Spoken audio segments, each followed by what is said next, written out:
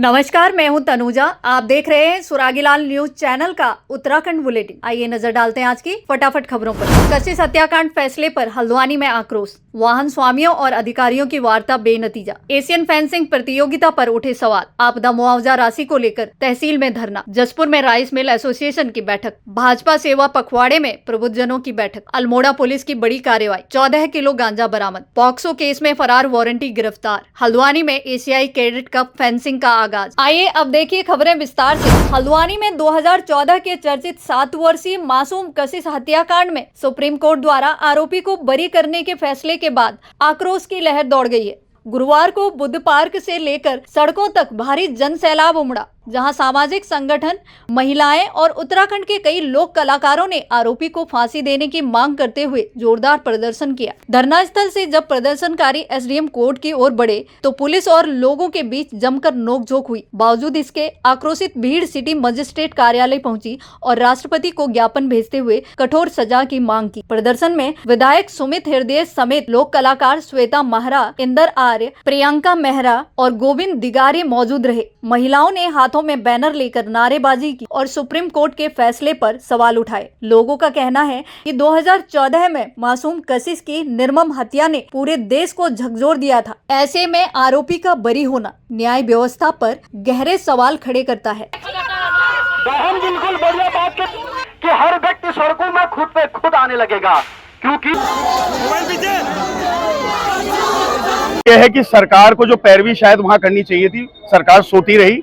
सरकार के जो नक्शे कदम है वैसे भी न्याय की ओर नहीं बढ़ते हुए दिख रहे हैं।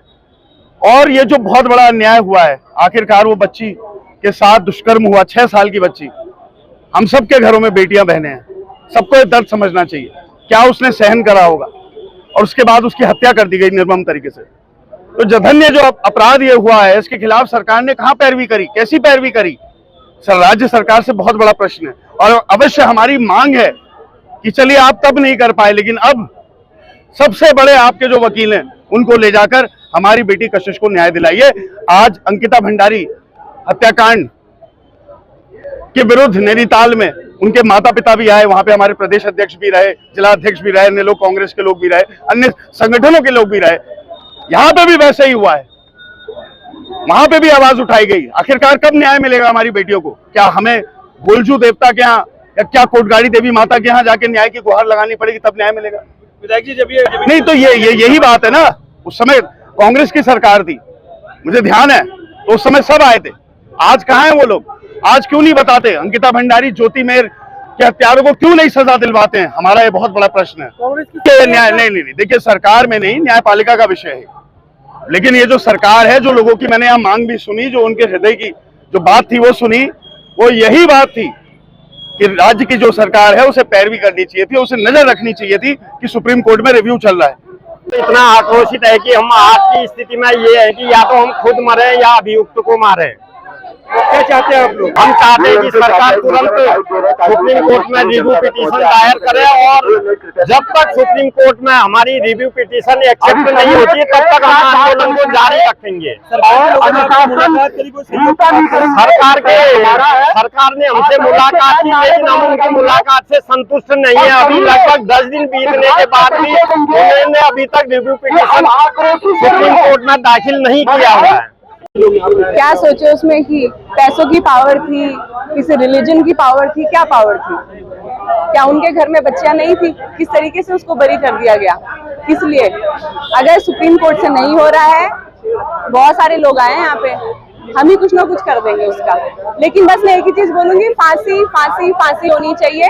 और बहुत शर्म की बात है कि 11 साल से ये चल रहा है। आप सोचो इस माँ बाप पे क्या बीतरी होगी। कल ही मेरी कशिश के फादर से बात हुई थी। मैं जब उनसे बात कर रही थी ना, लिटरली ऐसा लग रहा था कि अभी 2-3 दिन पहले ही हुआ होगा।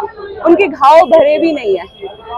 और सुप्रीम कोर्ट की सबसे बड़ी गलती थी कि उसकी फैमिली को इन्फॉर्म नहीं किया गया। सरकार से क्या मैं मांगू, ये तो सुप्रीम कोर्ट का केस है।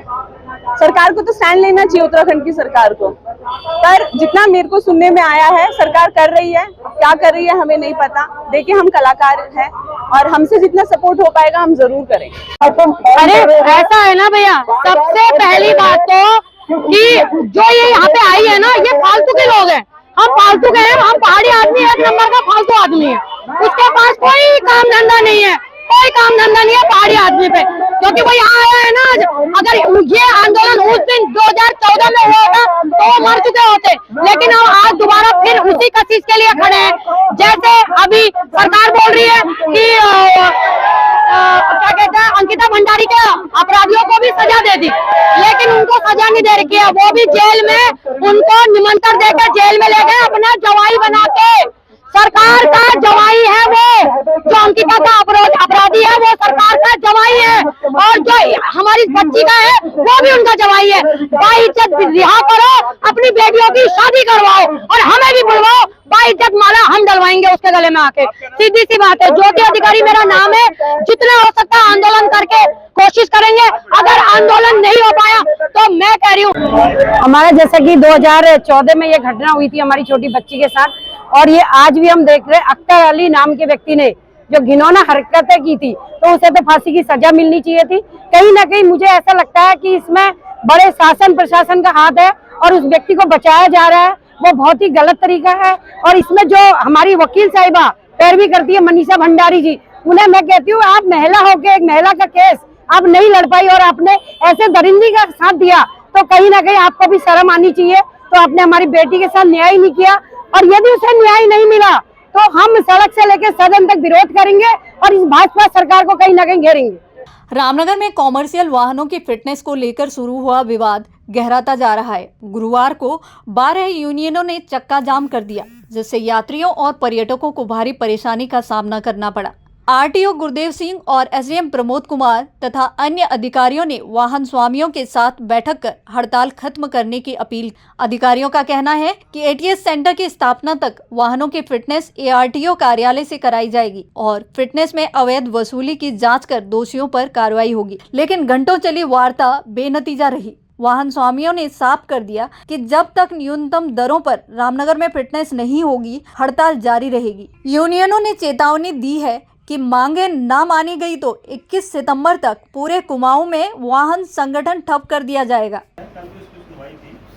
आपको भी पता है हाईकोर्ट ने कहा जब तक आपके एटीएस सेंटर नहीं खुले हैं तब तक आप वहीं। सर, रामनगर में कॉमर्शियल वाहनों ने आज से चक्का जाम का ऐलान कर दिया है। लगातार परिवहन विभाग पे भ्रष्टाचार के आरोप भी लगे एटीएस सेंटर में, और फिटनेस को लेके ये हंगामा हो रहा है। आप वार्ता की है, किस प्रकार का आश्वासन दिया गया? आज से जो परिवहन व्यवसायी हैं उन्होंने एटीएस के माध्यम से फिटनेस कराए जाने का विरोध किया है और ये मांग की है कि यहाँ पर रामनगर में एटीएस सेंटर की स्थापना होने तक वाहनों की फिटनेस जैसे पहले होती थी वैसे कराई जाए। इस संबंध में हमने परिवहन विभाग के द्वारा पत्राचार किया जा रहा है और यह भी कहा गया है कि इसमें जब तक स्थापना नहीं हो जाती एटीएस की तब तक इसको फिटनेस जैसे पहले होती थी वैसे ही कराई जाए। इस संबंध में हमने पत्राचार किया है और हम वाहन व्यवसायियों से यही अनुरोध कर रहे हैं कि आपदा के दृष्टिगत और इस परिस्थितियों को देखते हुए इस आंदोलन को स्थगित किया जाए, जिससे लोगों को दिक्कत ना हो। सर, लगातार देखा जा रहा है कि एटीएस में भ्रष्टाचार का आरोप एटीएस में अभी मेरे द्वारा जो है पिछले सप्ताह इसमें जो परीक्षण किया गया था उनको निर्देशित किया गया है कि जितनी निर्धारित फीस है उसके फीस की फ्लेक्सी बाहर लगवाएं और जो वाहन स्वामी जो वहाँ जाते हैं उनकी जन सुविधाओं को ध्यान में रखें। कार्रवाई की जाएगी सर? हाँ, नियमानुसार अगर जो उसके गलत काम करेगा नियम विरुद्ध कार्य करेगा उसके खिलाफ कार्रवाई। सर, रामनगर एआरटीओ कार्यालय में लगातार दलालों का कब्जा बना हुआ है। इसको ओवरलोड वाहन चल रहे हैं लेकिन कोई कार्रवाई नहीं की जा रही है। इधर जो है विगत सप्ताह इसमें कार्रवाई की गई थी। अभी हम और परिवर्तन कार्रवाई को कड़ी करेंगे और नियमानुसार आवश्यक कार्रवाई। मेरा नाम चंद्रशेखर जोशी है। मैं रामनगर टैक्सी यूनियन से मीडिया प्रभारी हूँ और मैं आपको बताना चाहता हूँ आपके चैनल के माध्यम से, जो अभी कुछ देर पहले हमारी एसडीएम कार्यालय में एसडीएम साहब से एआईटीओ आईटीओ सभी लोग बैठे थे, ब्लॉक प्रमुख महोदया भी बैठी थी, जेएस प्रमुख भी बैठे थे। उनके सामने उन्होंने वार्ता रखी, वो वार्ता विफल हो चुकी है। उस वार्ता का विफल होने का कारण क्योंकि उन पर कोई ठोस मैप नहीं था, जिस कारण से हम अपनी हड़ताल पर बैठे थे कि हमें आईटीओ कार्यालय में ही अपनी पूर्व की भांति फिटनेस कार्यालय में सुचारू रूप से चलाने की मांग थी। वो मांग उन्होंने हमारी मानी नहीं है, क्योंकि वो केंद्र सरकार से भी नहीं है, वो सीधे आपको पता है कि एक मेन मुद्दे को किसी को बना के मुर्गा बना के मतलब ये समझिए कि किसी एक व्यक्ति विशेष को फ़ायदा पहुंचाने की इनकी योजना है और वो इस योजना के तहत उनके पास कोई ठोस रणनीति नहीं है, सिर्फ हमारी हड़ताल को भंग करने की उनकी नीति थी। हमने उनसे साफ मना कर दिया कि हम आपकी बातों को नहीं मानते हुए अपनी हड़ताल पूर्ण रूप से सुचारू रखेंगे। हल्द्वानी में गौलापार अंतर्राष्ट्रीय स्टेडियम में कल से एशियन फेंसिंग प्रतियोगिता शुरू होने जा रही है। 17 देशों के खिलाड़ी इसमें हिस्सा लेंगे और उद्घाटन मुख्यमंत्री पुष्कर सिंह धामी करेंगे। लेकिन शुरुआत से पहले ही आयोजन पर सवाल उठने लगे हैं। भारतीय फेंसिंग फेडरेशन के महासचिव राजीव मेहता ने बिजली व्यवस्था पर चिंता जताई है। उनका कहना है कि बार बार बिजली कटौती से प्रतियोगिता प्रभावित हो सकती है और महंगी मशीनें खराब होने का खतरा है। इससे पहले वे राष्ट्रीय प्रतियोगिता के दौरान कूलिंग सिस्टम पर सवाल उठा चुके हैं। अब एशियन स्तर पर प्रतियोगिता से पहले बिजली आपूर्ति पर सवाल उठना तैयारियों की पोल खोल रहा है।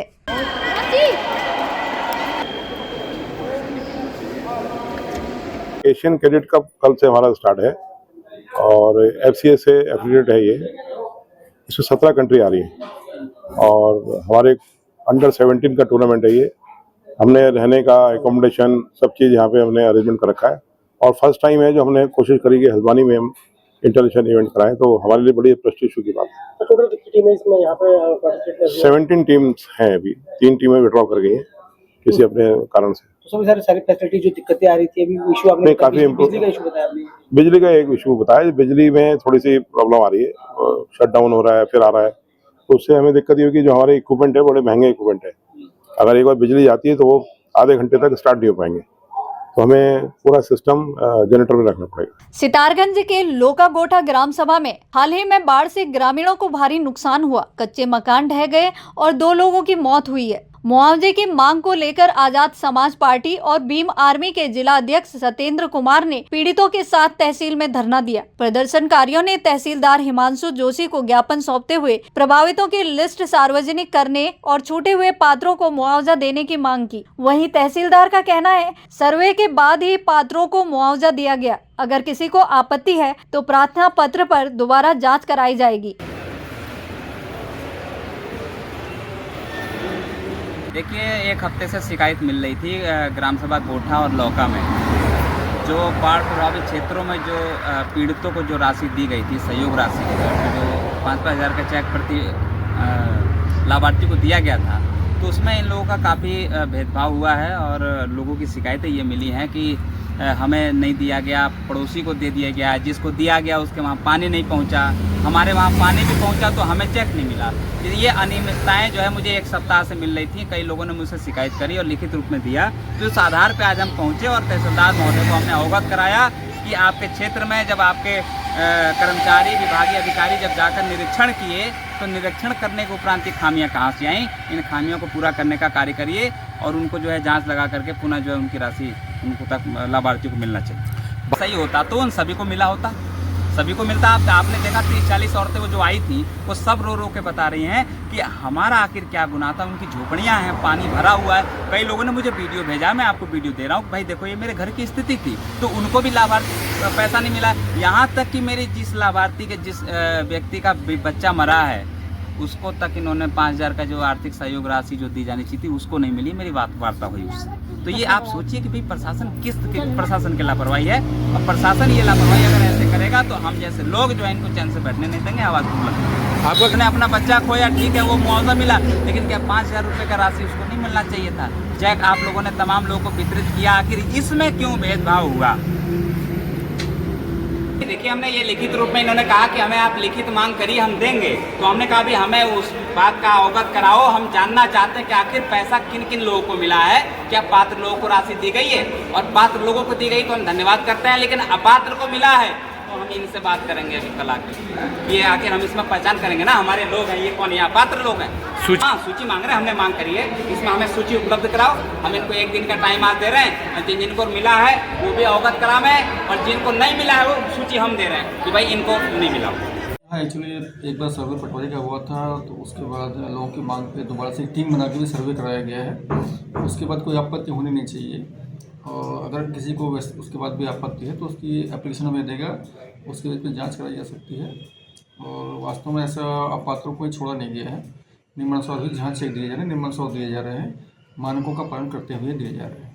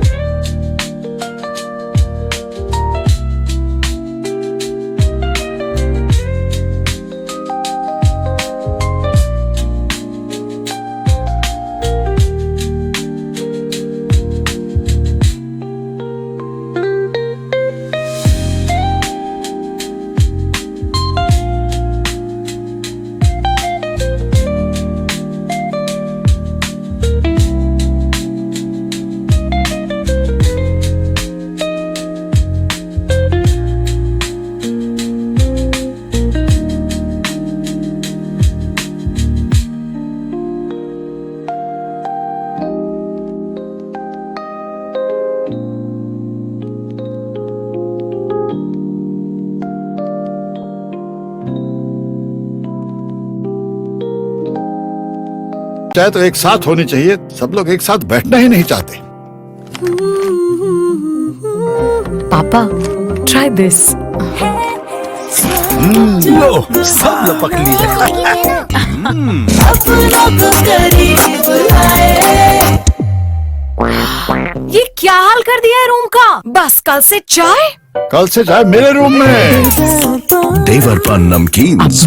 उधम सिंह नगर के जसपुर में राइस मिल एसोसिएशन की बैठक एक निजी होटल में आयोजित हुई। बैठक में प्रदेश अध्यक्ष सचिन गोयल समेत पदाधिकारी और क्षेत्र के सभी राइस मिलर मौजूद रहे। बैठक में मिलरों ने अपनी समस्या साझा की, जिनके समाधान का आश्वासन प्रदेश अध्यक्ष ने दिया। सचिन गोयल ने कहा कि नई कार्यकारिणी ऊर्जावान है और राइस मिलरों के हित में हर स्तर पर काम करेगी। उन्होंने भरोसा दिलाया कि ज्यादा से ज्यादा काम दिलाया जाएगा और समयबद्ध तरीके से भुगतान भी कराया जाएगा।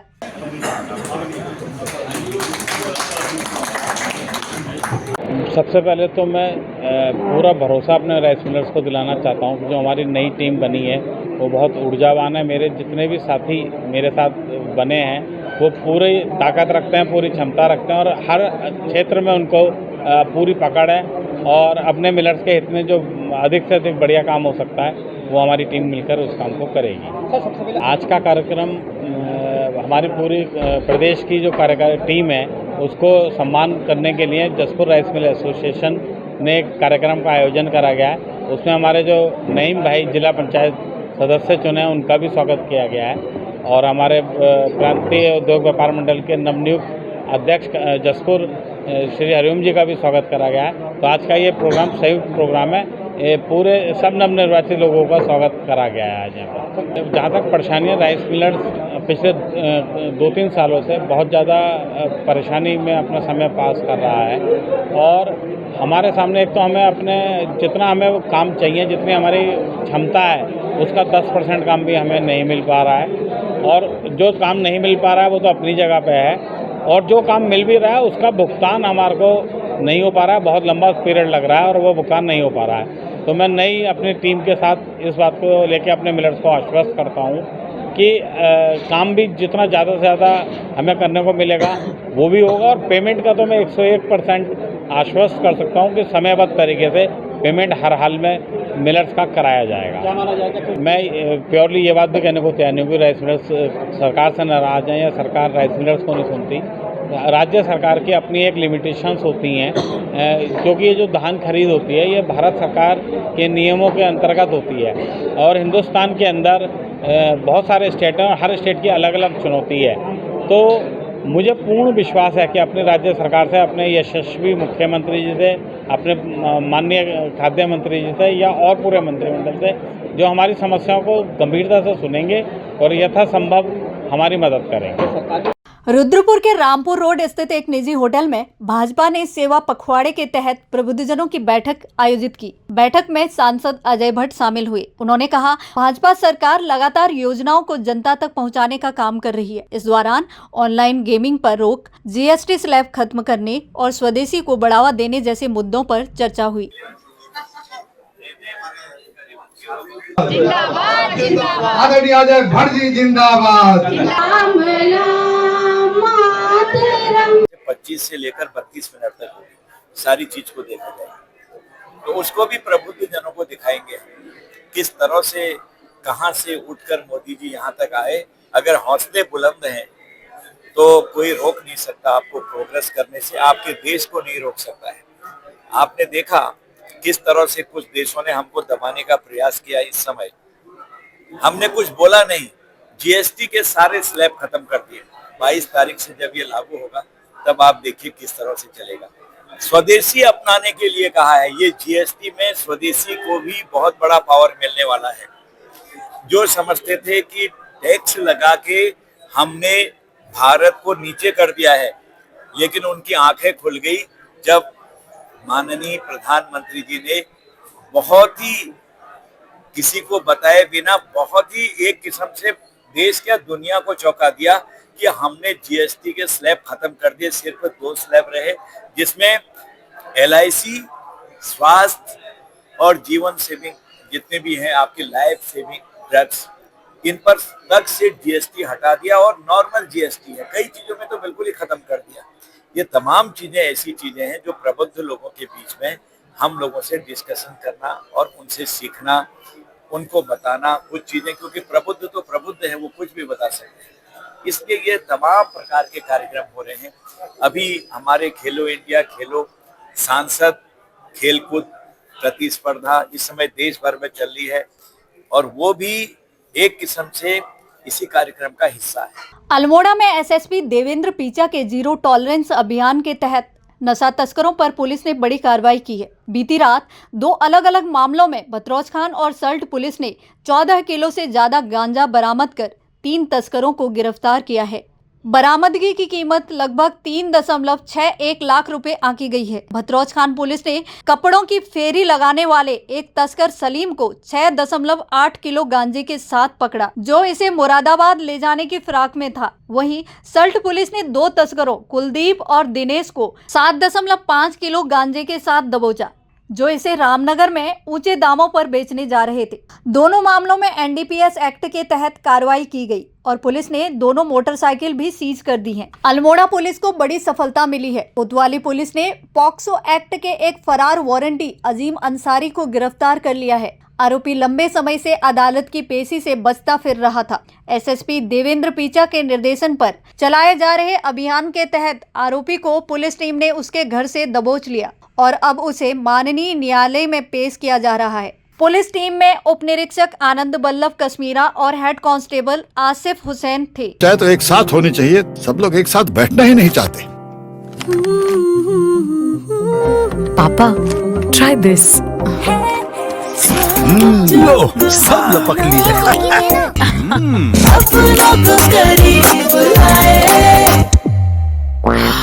ये क्या हाल कर दिया है रूम का? बस कल से चाय मेरे रूम में। देवर पान नमकीन। हल्द्वानी में एशियाई कैडेट कप तलवारबाजी प्रतियोगिता का शुभारंभ हो गया है। 4 दिवसीय इस अंतर्राष्ट्रीय आयोजन का उद्घाटन मुख्यमंत्री पुष्कर सिंह धामी ने किया। सीएम धामी ने कहा कि तलवारबाजी भारत की परंपरागत खेल रही है और आज अंतर्राष्ट्रीय पहचान बना रही है। उन्होंने बताया कि उत्तराखंड को खेल का हब बनाने की दिशा में हल्द्वानी में खेल विश्वविद्यालय, लोहाघाट में महिला स्पोर्ट्स कॉलेज स्थापित किए जाएंगे। गौरतलब है, इस प्रतियोगिता में 17 देशों के 190 खिलाड़ी हिस्सा ले रहे हैं, जिसमें 46 विदेशी और 144 भारतीय खिलाड़ी शामिल हैं।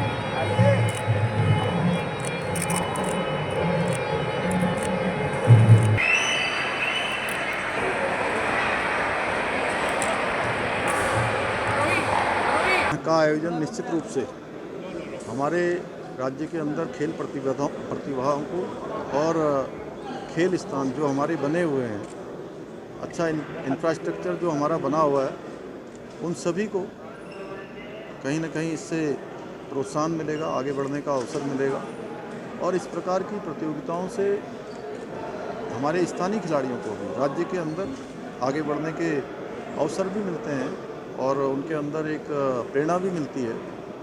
और हल्द्वानी में एशियन फेंसिंग का एक कप होना निश्चित रूप से यहाँ के सभी हमारे कारोबारियों को, होटल व्यवसायियों को, पर्यटन के क्षेत्र में काम करने वालों को, व्यापार वालों को, सभी प्रकार से उनके लिए भी एक बहुत बड़ा रोजगार का और उनके व्यापार का बड़ा माध्यम बनेगा। हमारा प्रयास होगा कि आने वाले समय में यहाँ पर अन्य प्रतियोगिताएं भी यहाँ आयोजित हों। मैं श्री राजीव मेहता जी को, जो हमारे खेल फेंसिंग एसोसिएशन के महासचिव हैं, उनको इसके लिए मैं बहुत धन्यवाद करता हूं कि यहाँ पर उन्होंने प्रतियोगिताएं करवाई हैं। ये हमारा जो इंफ्रास्ट्रक्चर बना हुआ है, इसको जहाँ और सुधार की आवश्यकता है हम उसको सुधार करेंगे। यहाँ पर बिजली से संबंधित है, यहाँ पर साउंड से संबंधित है, उनसे सभी के लिए मैंने आज निर्देशित भी किया है। खेल और खिलाड़ियों को प्रोत्साहित करने के लिए, आगे बढ़ाने के लिए हर संभव हम प्रयास कर रहे हैं। हमने आउट ऑफ टर्न 4% का जो कोटा था खिलाड़ियों के लिए, उसको हमने फिर से शुरू किया है। अनेक खिलाड़ियों के लिए अनेक प्रकार की जो योजनाएं हैं वो हमने शुरू की हैं। अभी हमने पिछले दिनों ही सभी खिलाड़ियों को खेल दिवस के अवसर पर सम्मानित भी किया था, उनको प्रोत्साहित भी किया, पुरस्कृत भी किया और आगे भी ये काम हम निरंतर करते रहेंगे।